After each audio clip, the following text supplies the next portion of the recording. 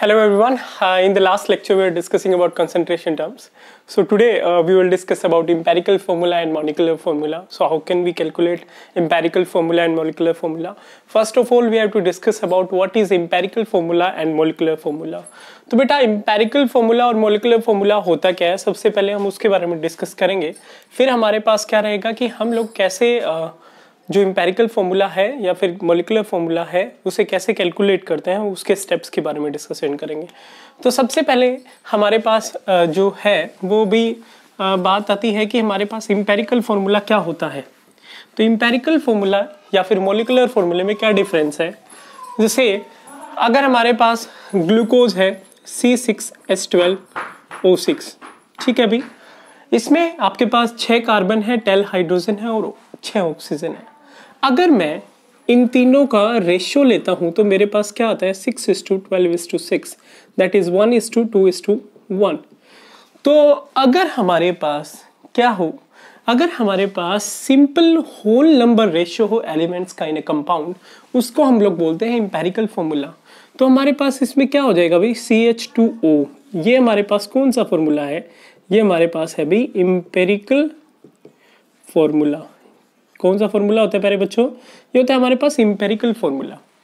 Empirical formula क्या होता है, जो फॉर्मूला हमें simple whole number ratio of elements के बारे में बताता हो in a compound. So the formula विच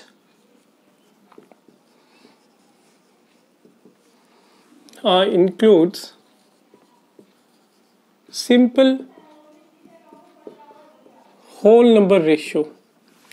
अगर हमारे पास सिंपल होल नंबर रेशियो हो, simple whole number ratio of elements, तो उसको हम बोलते हैं बेटा एम्पिरिकल फॉर्मूला. अब अगर मैं बात करूं कि मेरे पास क्या है भाई मॉलिकुलर फॉर्मूला.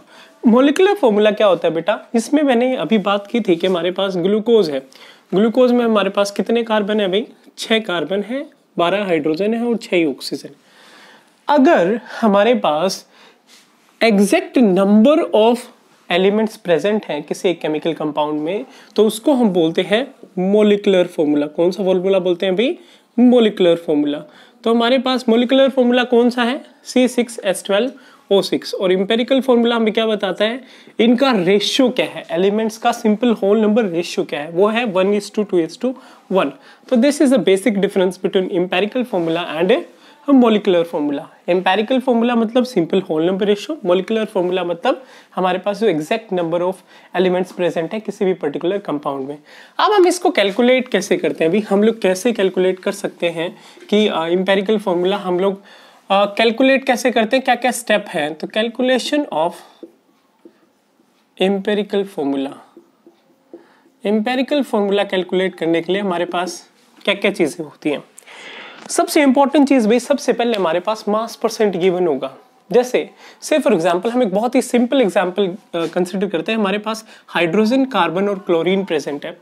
इसमें हाइड्रोजन का मास है 4 ग्राम. आप कह सकते हो 4% मास परसेंट गिवन होगा, तो 4% इसमें हाइड्रोजन है, 24% कार्बन है और क्लोरीन हमारे पास 72% है.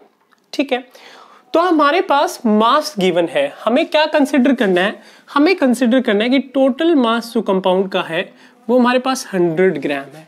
अगर हमने ये कंसिडर करा कि टोटल मास 100 ग्राम है प्यारे बच्चों, तो हमारे पास जो मास परसेंट है वही अमाउंट के बराबर हो जाएगा भी, क्योंकि अगर टोटल 100 ग्राम है तो इनको मैं सम करता हूं तो इसका टोटल क्या आ रहा है, ये भी 100 आ रहा है अभी. तो हमारे पास कितना रहेगा, ये 4 ग्राम रहेगा, ये 24 ग्राम और ये 72 ग्राम. तो जितना मास परसेंट है उसको हम लोगों को मास में कन्वर्ट करना है. सबसे पहला step, convert the mass percent into mass. Second step हम लोगों ने उसको मास को से हमें नंबर ऑफ मोल्स कैलकुलेट करने भी. Mass by molar mass, given mass by molar mass, given mass by molar mass. और मोलर मास हाइड्रोजन का होता है 1, कार्बन का होता है 12 और क्लोरीन का होता है 35.5. अब हमारे पास क्या आ गए भी, नंबर ऑफ मोल्स आ गए 4:2:2.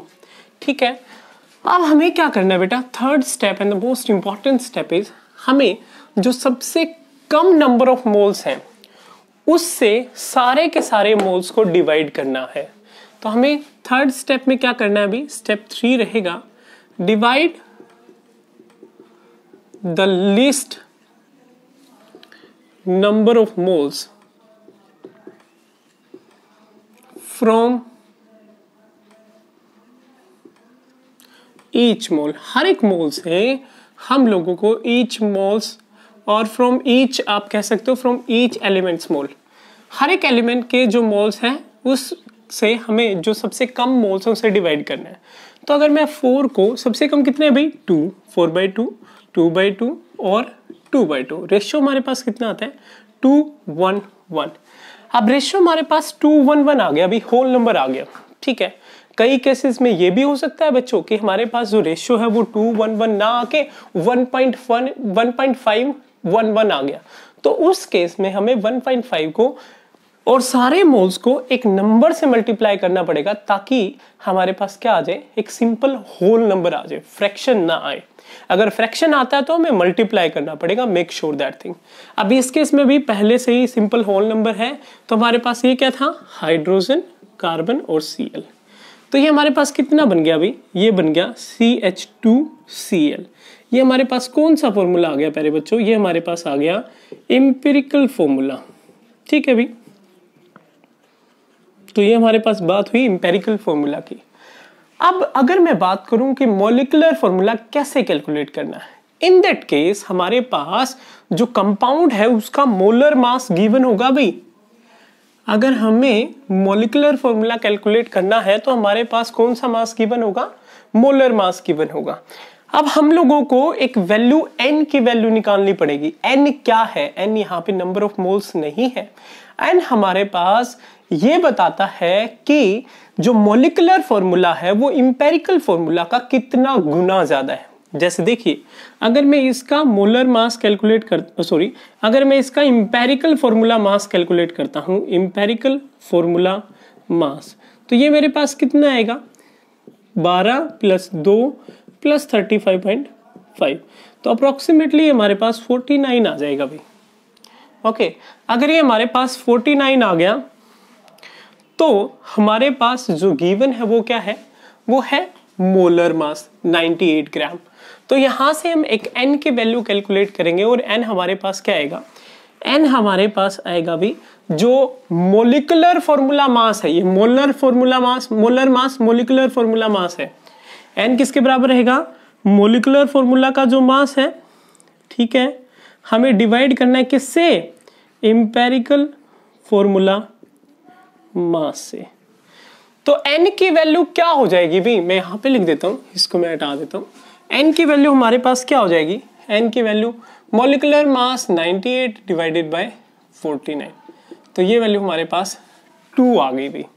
ओके, अगर ये वैल्यू 2 आती है तो इस चीज का मतलब क्या है, इस चीज का मतलब है प्यारे बच्चों कि हमारे पास जो रेशियो था किसका, एम्पिरिकल फॉर्मूला का, कितना था भी CH2Cl।